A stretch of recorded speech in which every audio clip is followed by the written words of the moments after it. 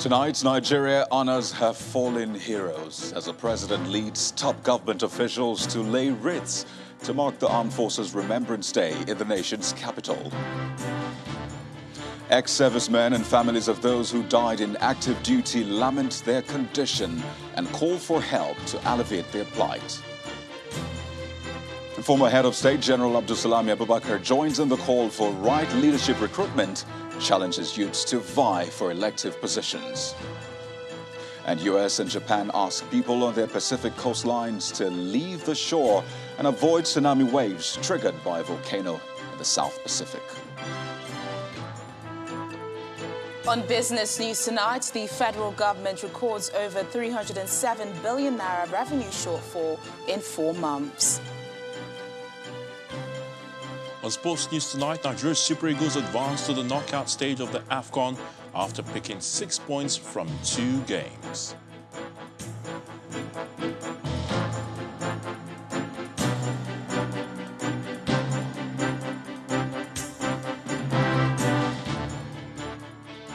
January the 15th, a solemn day set aside to honor the labor of our heroes in the armed forces, both present and veterans of World War I and II, as well as the Nigerian Civil War.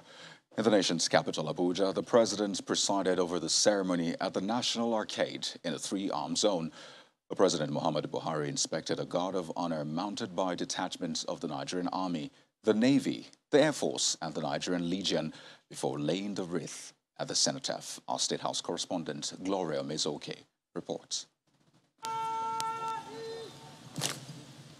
The President of the Senate, Ahmed Lawan, Speaker of the House of Representatives, Femi Gbajabiamila, the Chief Justice of Nigeria, Justice Ibrahim Tanko Muhammad, and the Vice President, Professor Yemi Osinbajo, members of Cabinet, and the diplomatic corps, among other top dignitaries, arrived at the National Arcade, Abuja, to commemorate the 2022 Armed Forces Remembrance Day wreath-laying ceremony.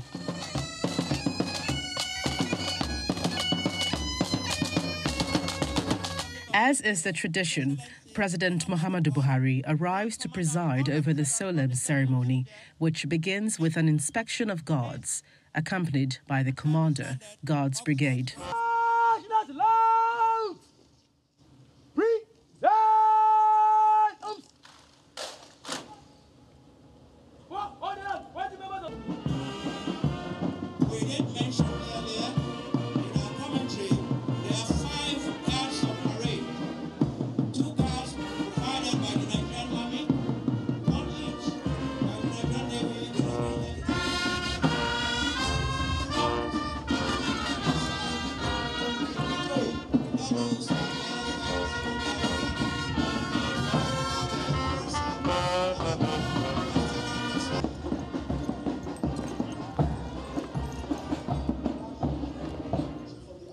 The annual event, which is a mark of honor, solidarity, and respect, is an appreciation of the sacrifices of members of the armed forces of Nigeria. The significance of this event is further expressed in the prayers offered by both Christian and Muslim clergies before the wreath-laying ceremony. Bless us and bless all who support us in many other ways. Bless, strengthen, and support us in this current war against terrorism and other vices. Our leaders at all levels, oh Allah, guide them in the best interest of this nation. The President leads the other participants, including the Vice President, members of the National Assembly, the Judiciary, and service chiefs, among others, as they march one by one to lay a wreath on the tomb of the unknown soldier as a mark of respect for the fallen heroes.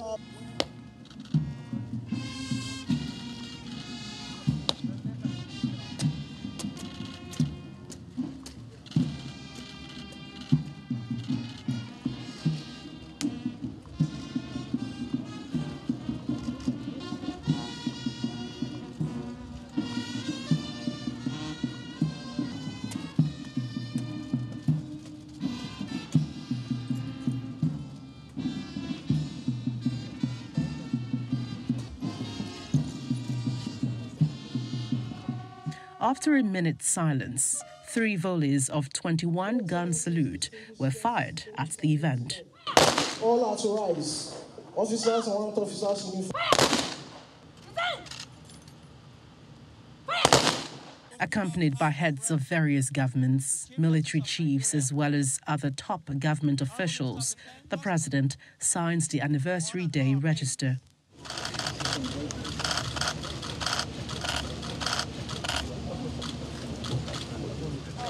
Moments later, the president released the White Pigeons, an act which connotes harmony, critical at a time the country confronts various challenges. Immaculate white, they fly high. Floor, your hands together, please, for a special get upon a plate. The ceremony represents a climax of nearly 2 months of activities, which began with the launch of the Armed Forces Remembrance Emblem and Appeal Fund in November 2021. Undoubtedly, the armed forces of Nigeria has been a major stabilizing force in the unity of the country, and this symbolic event, which is a morale booster, calls for reflection and critical appraisal of the welfare of the armed forces of Nigeria. From the National Arcade here in Abuja, Gloria Umezuke, Channels Television News. Well, speaking of welfare, as Nigeria commemorates the Armed Forces Remembrance Day, there isn't much to celebrate for some retired personnel of the military who lament the lack of care by relevant authorities for their condition.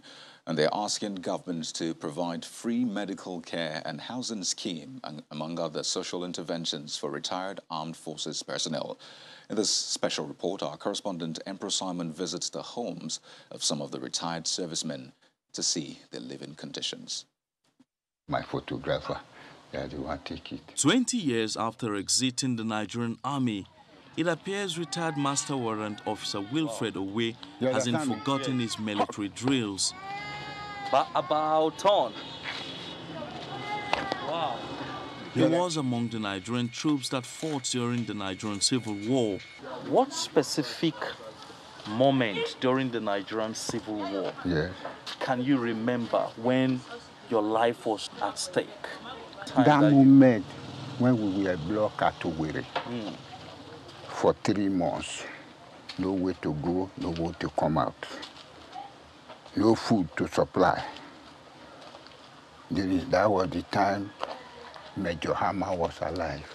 Now 76 years, he feels disappointed with his current status as he recalls how he was paid only 1.5 million naira as gratuity on his retirement in 2002. As a master warrant officer, they give me 1.5. I look up, I look down. I take it. I have to come one of my sons. Come, oh, see what they give to me, oh. My sons, he look at it, say, Baba, for 35 good years, this useless money they pay to you. The feeling is the same for 82-year-old Ibrahim Ahasohe, who retired from the military about 22 years ago as a corporal. He's been ill for over 5 years and unable to cater for his medical bills. Some of our children are suffering now. If they can call, take our children one to school or to military, it could have been help to us. For 71-year-old retired Lance Corporal Ekam Solomon, life after retirement in 1990 has been challenging as he now lives in his village at Midim in Abak local government area of Akwa Ibom State, battling with his health. The money I receive monthly does not carry my problem. I want them to pay me some money so that I take feed myself and maintain those who have gone away from me because of no food, because of no clothing. This condition of ex-servicemen recently led to a peaceful protest by retired war veterans in Abuja to press home their demands for payment of their 24-month outstanding arrears of minimum wage, immediate payment of their security debarment allowance, and review of the National Health Insurance Scheme to cover serious ailments that they suffer. But they are told that their entitlements have been captured in the 2022 budget. We are in the process of issuing warrants, to ensure that we make releases to address the very same issue that you are raising right now. As they await the fulfillment of this promise, retired Master Warrant Officer Wilfred Owe, retired Lance Corporal Ekam Solomon, and retired Corporal Ibrahim Ahasohe look forward to a day when the sacrifices they have made for their fatherland will be remembered. The stories of these ex-servicemen are just few among the numerous stories of retired armed forces personnel who now feel abandoned by the country that they served for 35 years and gave their lives to secure it. On this day of the Armed Forces Remembrance Day, what they want is that the government will pay attention to their plight and indeed remember the sacrifices they have made for the country. Emperor Simon, Channels Television News. The families of fallen heroes who lost their lives defending the nation also seize the occasion of the Armed Forces Remembrance Day to remember their loved ones. And our next report focuses on Mrs. Christy Edet, wife of Sergeant Patrick Edet, and Maimuna Haruna, the daughter of Sergeant Adamu Haruna, who reflected on her life after the demise of their departed husband and father.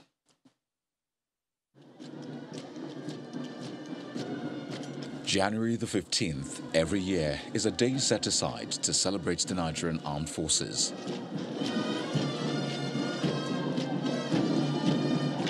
While the solemn sound blaring from the bugles and the march past lifts the spirits of members of the Nigerian Armed Forces nationwide, widows of some fallen heroes who paid the supreme price for keeping the nation united are often left to bear the burden of running the family long after their breadwinners are gone. Welcome to the world of Mrs. Christy Patrick Edet, whose husband, Sergeant Patrick Edet, an Akwa Ibom indigene, was killed in February 2020 while repelling an attack by Boko Haram insurgents on Garigeda community in Gombe local government area of Adamawa State. For a woman to stay alone without a man and children not doing anything, it has not been easy with them. With that, most of our women have gone astray. It's not what mouth can say. I don't pray for my enemy, for her to lose her husband. My appeal to the Nigerian Army is they should please help the widows, at least to give them something doing if their husbands are no more. In Damaturu, the Yobe State capital, a daughter of Sergeant Adamu Haruna, a soldier who lost his life fighting Boko Haram insurgents last year in Gaydam, says the demise of her father has left a huge vacuum in their household. She, however, wants the army authorities to expedite action on his entitlements.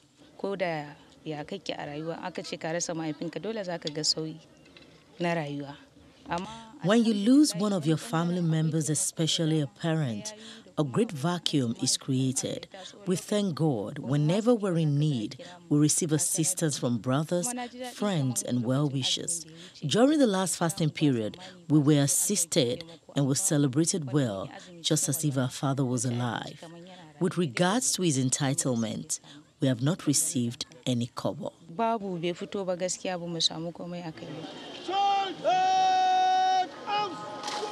As this year's commemoration ends, it is expectations of these individuals that the appeals will attract the right responses from the relevant authorities.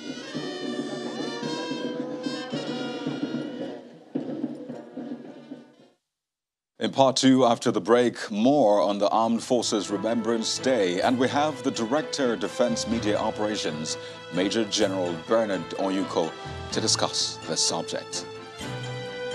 Stay with us.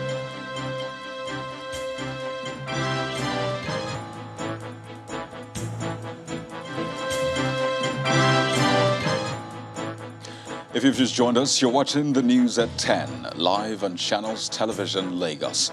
A reminder of our top stories. Nigeria honors her fallen heroes. The president leads top government officials to lay wreaths to mark the Armed Forces Remembrance Day in the nation's capital. Ex-servicemen and families of those who died in active duty lament their condition and call for help to alleviate their plight. Oxford University-trained businessman Chukwuka Moye announces ambition to run for presidential seat in 2023. And US and Japan ask people on their Pacific coastlines to leave the shore and avoid tsunami waves triggered by a volcano in the South Pacific.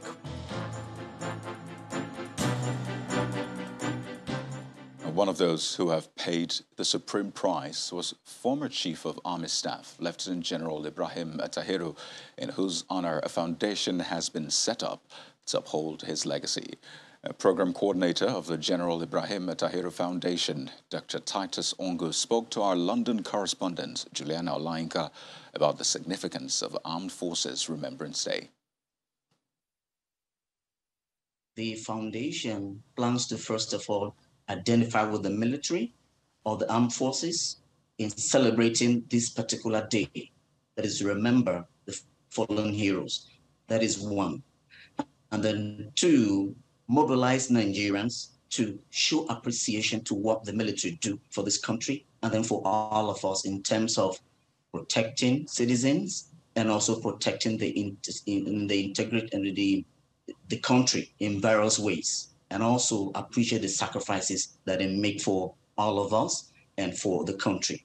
And additionally, the foundation also plans to mobilize the dependents of veterans to provide them with livelihood support. Dr. Ongu, for those who may not know, could you just tell us what are some of the sacrifices that are made by Nigeria's armed forces? I may not speak, let me say, on behalf of the foundation on this, but as a Nigerian, that I want to say that there are a lot of sacrifices that the military, make for our country.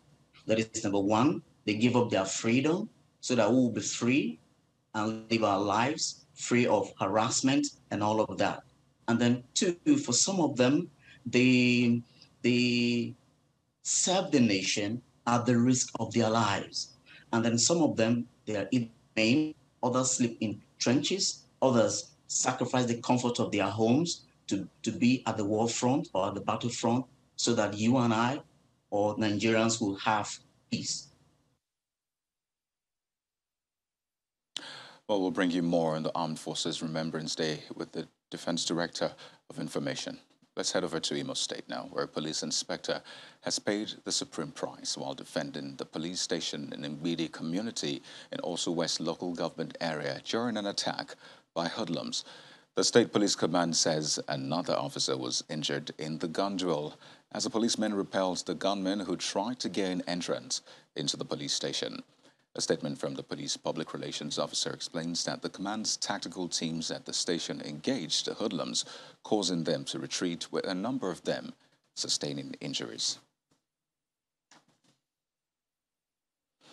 And to politics, as politicians continue to declare intention to run for various political offices in the 2023 general elections, former head of state, General Abdulsalami Abubakar, is asking youths in the country to take advantage of the Not Too Young to Run Act and vie for elective positions. According to him, those who have already made their interests known are only exercising their constitutional right and may not necessarily be the ones Nigerians will elect as their leaders. He made the remarks as part of his goodwill message ahead of the upcoming Yaga Town Hall meeting in Abuja. This is the beauty of democracy. It gives you room to say what you want because you declare does not make you the candidate. But of course, to get a candidate, people must declare. So all this declaration by X, Y, Z, I think is in order. The more the merrier, but the fewer the better. Because the parties will eventually come and do whatever they need to do, their primaries, their either by affirmation or by consensus, they will produce a candidate. So if people do not declare, how do the party select a candidate? I think I have no problem with people's declaration. I say it again, the more the merrier, but the fewer the better. Already the president has signed a bill for, what is it called, not too young to contest. So let the youth come out.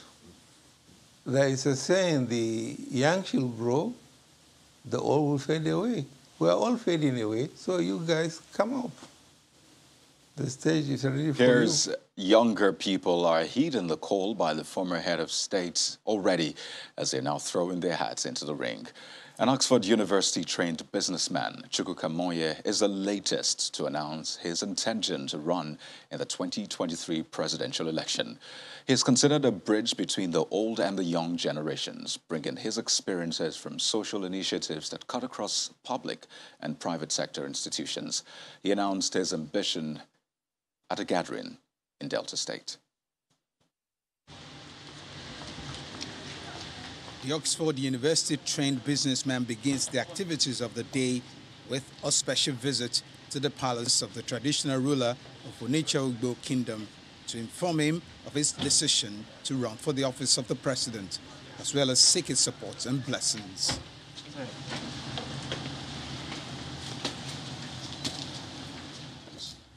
Well received at the palace, and with the traditional formalities observed, he explains his intentions. The proper thing to do was to come here to let you know so that we get your blessings before we start that journey.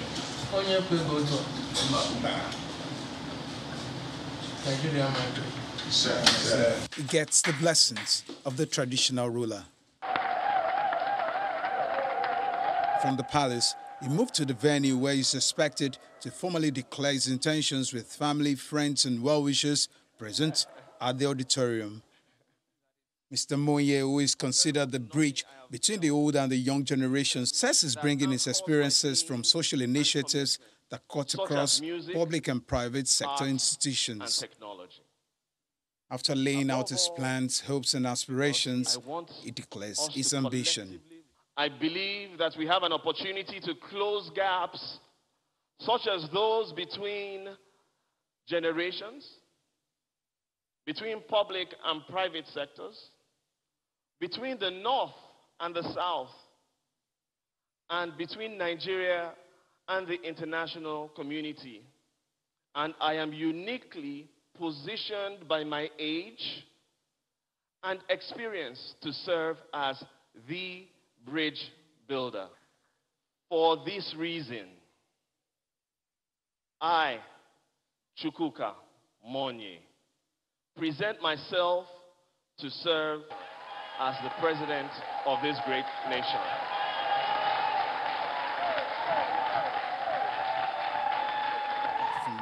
It is unclear what political platform is chosen to pursue his ambition, but the aspirant is building his message on the acronym SPEC, which stands for Social Innovator, People Person, Excellence Driven, and Community Oriented.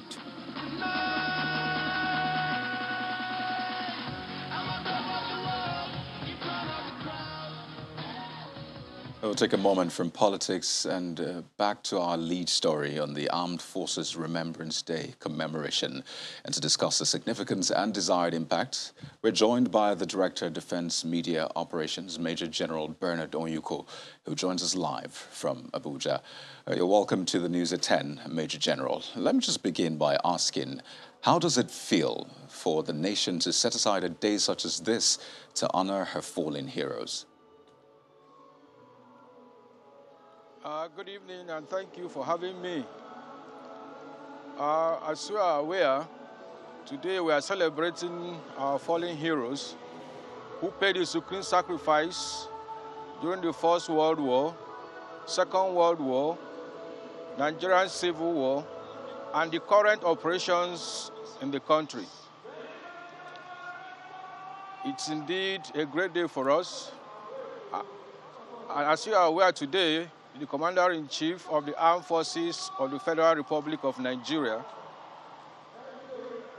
led the Chief of Defense Staff, the service chiefs, other dignitaries to lay wreaths at the Memorial Arcade in Abuja today. For us, it's a memorable day. We appreciate our fallen heroes. I will continue to ask for support from the generality of Nigerians, though we have received some, but we still need your support. It's indeed a great day for our beloved country. Thank you. Well, I reckon that the celebrations are still ongoing, judging by the background sound which I'm hearing. But it might not be so for some, because recently some retired personnel took to the streets to protest against the non-payment of outstanding arrears and allowances. Why has this issue been allowed to degenerate to that level? I cannot hear them again. Oh dear, Major General, just to confirm, can you hear me now? Oh, we seem to have lost audio connection with Major General Bernard Oyuko, who is the Director of Defense Media Operations. We will try to reconnect with him in the course of the bulletin. But let me just try one more time.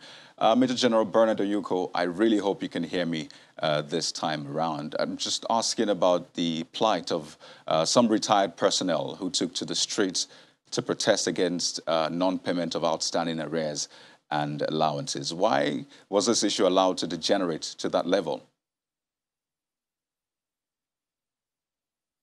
Okay, well. You are aware, the president, hello, are you hearing me? Oh, loud and clear, please go ahead. Yes, so first of all, we need to appreciate the Commander-in-Chief of the Armed Forces of Nigeria, President Muhammadu Buhari, for making life more meaningful for the retired personnel and serving personnel. I think what they were protesting about was just the differences in the increments of their pension. As you know, the money is not something you can pick from your pocket and pay. We are lucky it has been captured in 222 budget, and in no short time, the arrears they were asking of will be paid to them. And I'm also aware that on Thursday, the chairman of the Military Pensions Board, Rear Admiral Lawal, was in the Ministry of Finance to straighten out issues concerning the payment of these arrears. As at now, everything is in motion to pay them the arrears. As soon as the budgetary releases commences, the arrears will be paid to them. And at this point in time, I want to let you know that the military pensioners, our veterans, are paid their pension as at when due. And I'm happy to tell you that their December pension has been paid to them before Christmas. And I want to show you again, and the veterans, that as soon as the budget releases commences, the arrears will be paid to them. Thank you. Well, thank you very much for that commitment. I'd like to thank you for your time on the news at 10. Major General Bernard Oyuko, who's the Director of Defense Media Operations. Thank you to you and our heroes, both past and present, for their sacrifices. Thank you for having me. Well, still ahead on the news at 10, groups converge on Kano to woo supporters for Vice President Osinbajo ahead of the 2023 general elections. Plus, federal government records over 307 billion naira revenue shortfall in 4 months. That's on Business News. Join us again.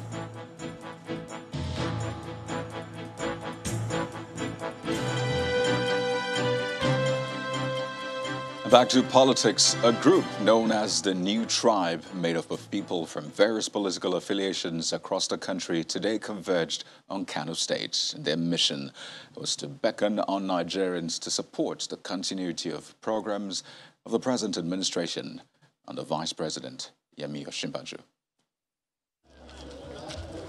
The ancient city of Kano welcomes politicians from different faith and social strata.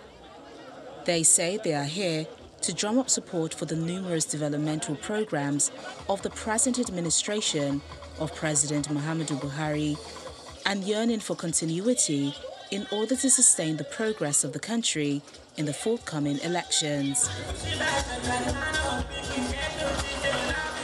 And they're doing this under the auspices of what is called the New Tribe. Thank you so much. Thank you so much. The New Tribe is spearheading the conversation that is all-inclusive. This sort of thinking, which is clearly pro-Nigeria, is the reason why this conference is spearheading a conversation which seeks to mobilize all Nigerians of every faith and ethnicity without recourse to party affiliation in the search for a successor to President Muhammadu Buhari. What Nigeria really needs at this time of a division across parties, division across religion, division across tribes.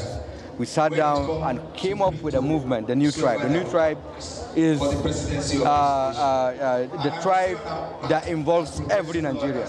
The group mentioned some of the outstanding qualities of the candidate of their choice. We must be led by a man with character, a man with vision, and a man with ability. Oshibajo is such a man. Big dreams, very big dreams, beautiful and noble, are the stuffs that propel heroes and statesmen. This man is a great man, a man that became professor at the age of 30-something years, a man of integrity, a man of timber and caliber. He's second to none. I mean, his time. We are here for a divine mandate, a mandate to see that Professor Yemi Osibanjo becomes the next president of Nigeria. For them, their vision is clear as day, continuity, as they believe this is what will move the country forward. Now, ahead of the general elections in 2023, various groups are making their positions known regarding what to consider in their support for candidates. Now, for the Northern Elders Forum, the region will support only a presidential candidate who has the capacity to address the nation's socioeconomic and security problems, irrespective of where the person comes from. The spokesman of the forum, Dr. Hakim Baba Ahmed, says they will no longer vote for a candidate based on sentiments as they did before. Meanwhile, for the president of the Nigerian Bar Association, Mr. Olumide Akpata, Nigerians must prepare to select leaders that will ultimately pursue the interests of the public. It was speaking at the 18th edition of the annual Chief Gani Fawemi lecture in Lagos, which centered on the pursuit of good governance in Nigeria. Including his son. It is no longer in doubt that good governance has been the greatest challenge of Nigeria as a nation. It is the bedrock upon which all other challenges are built. If we had had good governance in Nigeria, there will be very little corruption. Insecurity will be nipped in the bud. There won't be calls for secession in any part of the country. I must say that today we shall attempt to unpack yet again the concept of good governance through the lens of the late Chief Gani Fawemi, particularly at the time when electioneering is gathering momentum and everyone's focus appears to be on individuals and not institutions. It is my hope that we will one day be able to distinguish between the importance of having strong individuals in government and having strong governmental institutions. It will appear that whilst Nigeria has spent an unquantifiable amount of time building the former, the latter has suffered from abject neglect. It is time we consider building strong institutions in Nigeria as opposed to strong individuals in government. This is what Chief Gani Fawemi stood for in his lifetime. Away from politics, the coroner investigating the controversial death of Darwin College student Sylvester Romani Jr. has warned parties not to make any public comments on the matter. The coroner, Magistrate Mikhail Kadiri, gave this warning at the opening of the inquest today at the Magistrate Court sitting in Ekpe, Lagos State. Counsel to the Oromoni family, Senior Advocate of Nigeria, Femi Falana, immediately agreed and stressed that the coroner should be allowed to take charge of the entire proceedings without any external influence. Mr. Falana also said that it is only the court that is competent to speak authoritatively on the cause of death. He pledged to inform the family to fully cooperate with the coroner's directives.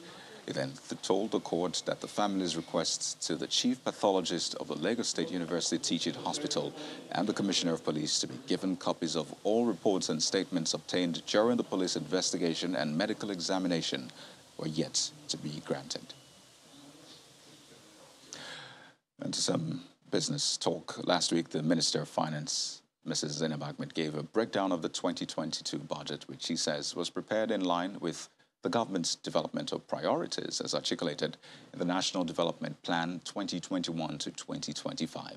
Well, the critical sectoral allocations went to education, health, defense and security, infrastructure, as well as social development and poverty reduction programs. Well, in this next report, our business correspondent, Chimezie Obiwagu, looks at the amount set aside for some of these programs.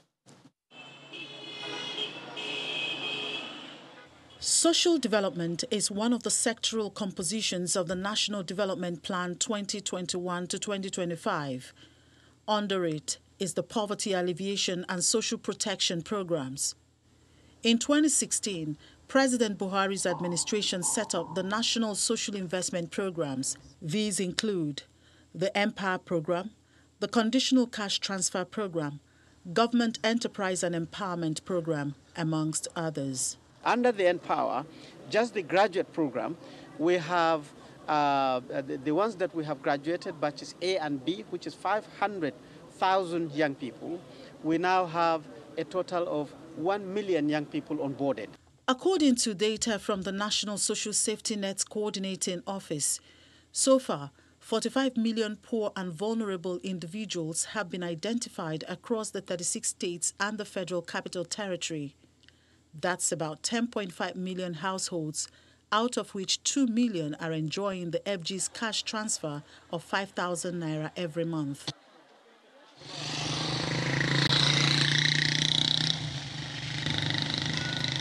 We visited 2 remote villages to get the experiences of some of the beneficiaries.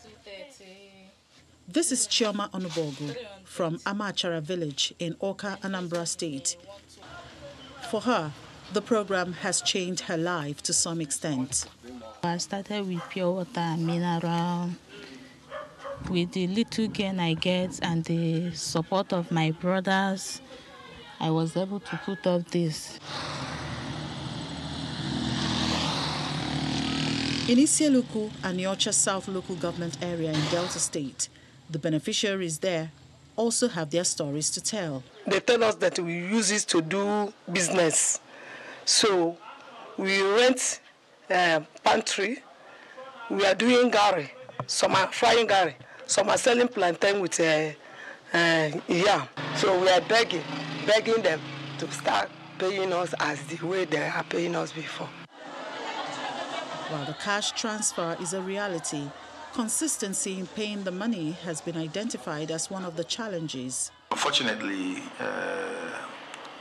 there has been some form of delay in the payment. In the last 6 months, June to December 2021, there has not been payment. Over time, the federal government has consistently allocated money for poverty alleviation in the budget. In this year's budget, a sum of 462 billion naira has been provisioned for social investments and poverty reduction. That is 3% of the entire budget. The consistency of this budget and the release of the funds means that we have spent those years in establishing systems and structures that will ensure that budgeted monies goes directly to the targeted poor and vulnerable. With this solid foundation, the 2022 budget will now go directly to benefits of the poor and vulnerable. Poverty, they say, is multidimensional. Aside from putting food on the table, there are issues of access to education, health, and housing. These interventions may be handy in meeting the immediate needs of people in extreme poverty. But how can it enable them build sustainable source of income to avoid falling back into cycle of poverty? This is a question calling for an answer. Chimezie Obiwagu, Channels Television News. Well, let's now join Teniola Shobowale, who is standing by for more business stories.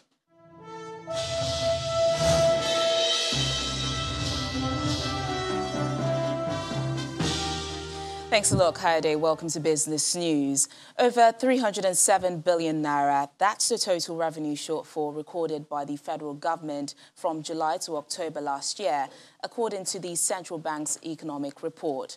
However, the CBN's latest report shows an improvement in revenue in the third quarter of 2021, following sustained rise in economic activities and crude oil prices.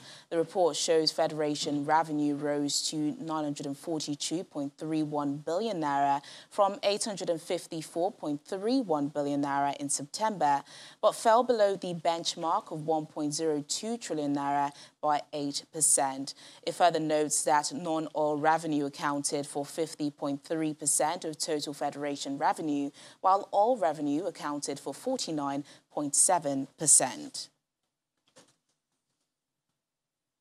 Now to the foreign exchange market, where trading activity at the FMDQ exchange closed mixed this week, as the total turnover of transactions carried out at the FX spot, forwards and futures markets rose by 23.55% to $631.89 million as at January the 15th.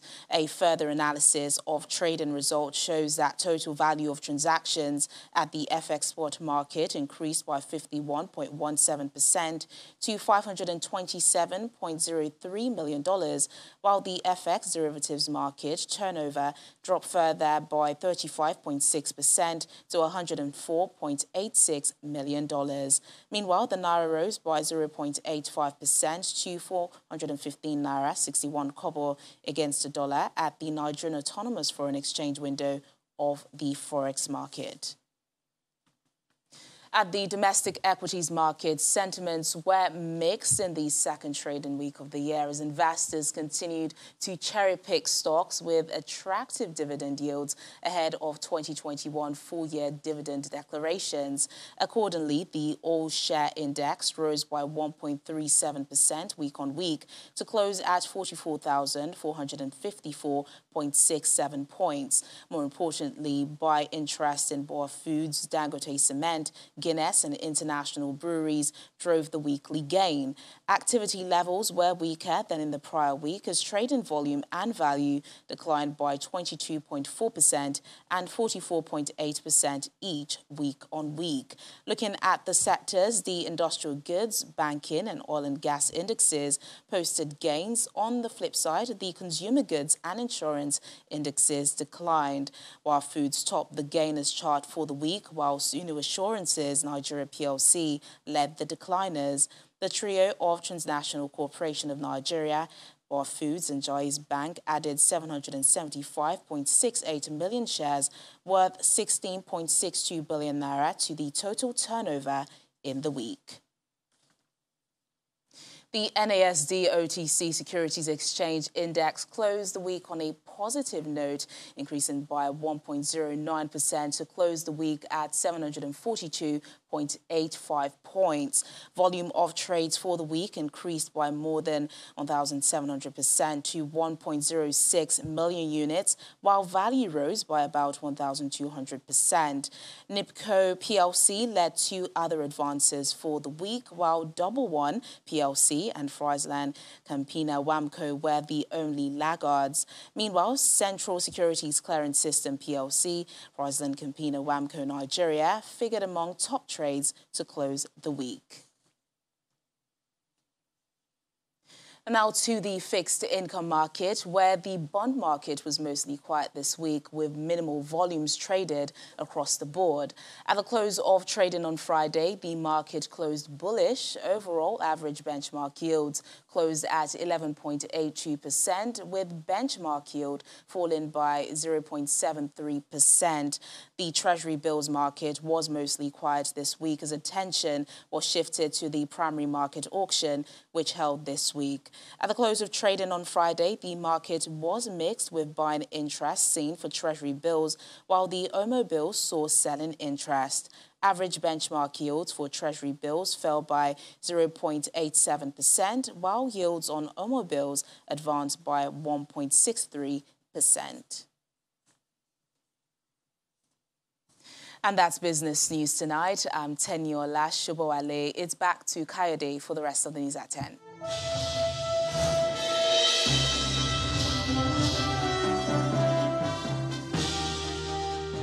Thank you, Tenny.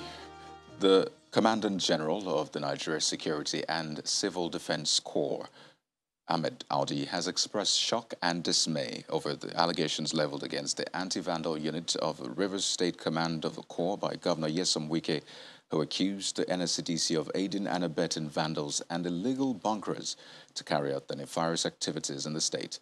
In a statement, the commandant of the NSCDC ordered the suspension of the head of the anti-vandal team and the disbandment of the unit with immediate effect, pending the outcome of an independent inquiry set up to look into the weighty allegations leveled against the unit by the governor. He adds that his immediate action is based on the extant rules and regulations guiding the NSCDC operations, and the general ethics of the service requires complete display of total discipline, integrity, incorruptibility, transparency, and accountability on the part of every Corps personnel. The commandant assures the governor of Rivers State of getting to the root of the matter without delay, promising more synergy with the state government towards discharging more effective service delivery to the good people of Rivers State. And outside Nigeria, the United States and Japan have advised people on their Pacific coastlines to get away from the shore as a precaution against tsunami waves caused by a volcano eruption in the South Pacific. Japan has warned of waves as high as 3 meters, and waves of 1.2 meters hit the south of the country. The U.S. warns of strong currents and waves and coastal flooding. The huge underwater volcanic eruption caused waves of more than 1 meter to crash in Tonga. The eruption was heard across the South Pacific and eventually as far away as the U.S.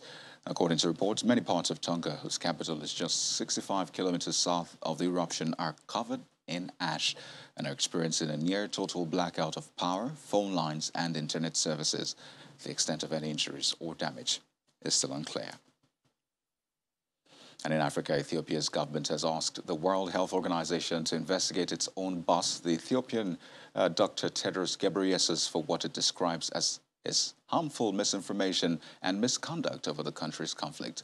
The government says he has been interfering in the internal affairs of Ethiopia, including the country's relations with the state of Eritrea. It also warns that Dr. Tedros could threaten the integrity of the health body. Well, Ethiopia accuses him of trying to procure arms and diplomatic backing for the rebellious forces of the Tigray People's Liberation Front, the TPLF.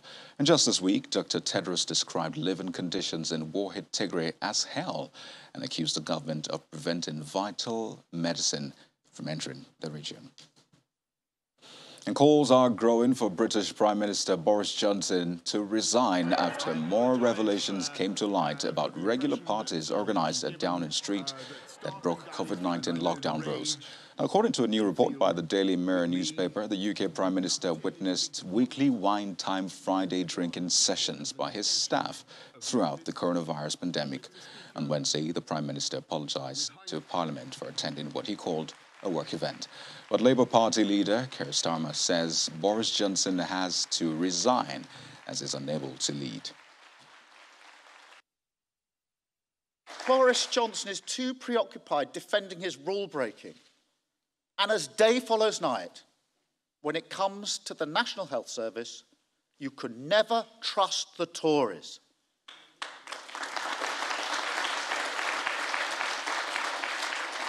We're witnessing every day the broken spectacle of a Prime Minister mired in deceit and deception and unable to lead.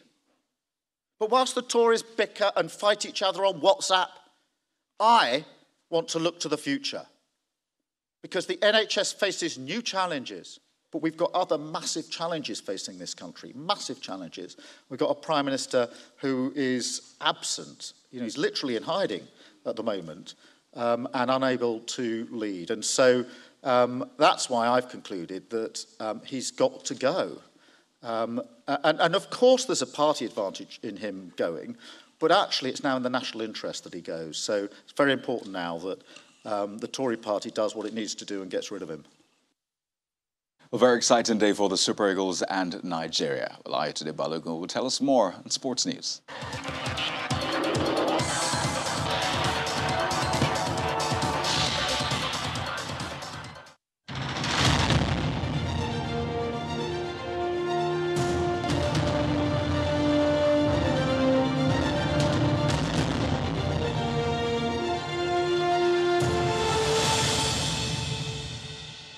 Yes, indeed, Kai. The interesting times for Nigeria's Super Eagles. Well, they have qualified for the second round of the African Nations Cup going on in Cameroon after picking up 6 points from 2 games. Now, the Super Eagles beat Sudan 3-1 in their second group game, courtesy of goals from Samuel Chukwueze, Taiwo Awoni and Moses Simon. Coach Austin Aguavon started the game with the same set of players who played the first match and was spot on again with his tactics. The last group match will be against Guinea-Bissau on January the 19th. Well, the Pharaohs of Egypt got their campaign at the African Nations Cup back on track with a 1-0 victory over Guinea-Bissau.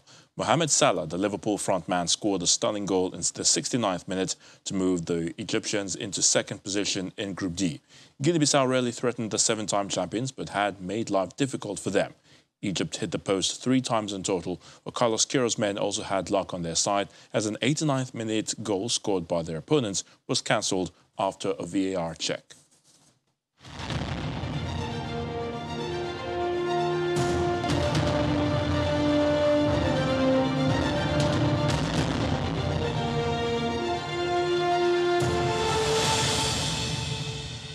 In the English Premier League, it appears defending champions Manchester City are running away with it, and this time they maintained their stranglehold on the title race with a 1-0 victory over rivals Chelsea at the Etihad.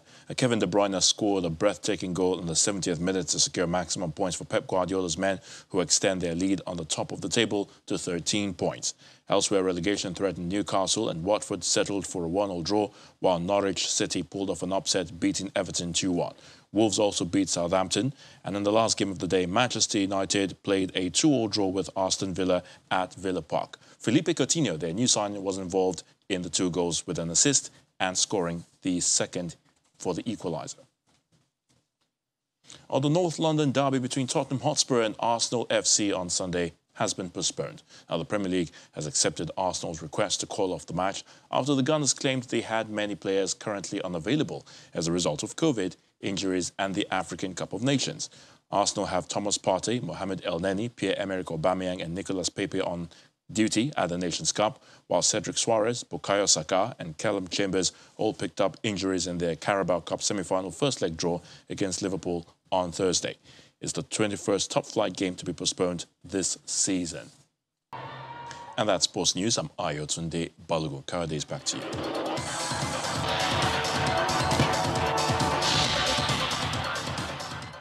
Thank you, Ayo. And the main news again. Nigeria today honored her fallen heroes. The president led top government officials and military officials to lay wreaths to mark the Armed Forces Remembrance Day in the nation's capital, Abuja. Also today, Oxford University-trained businessman Chukwuka Moye announces his ambition to run for presidential seat in 2023. And that's the news at 10. Thank you for watching. I'm Kayode Okikelu. Good night.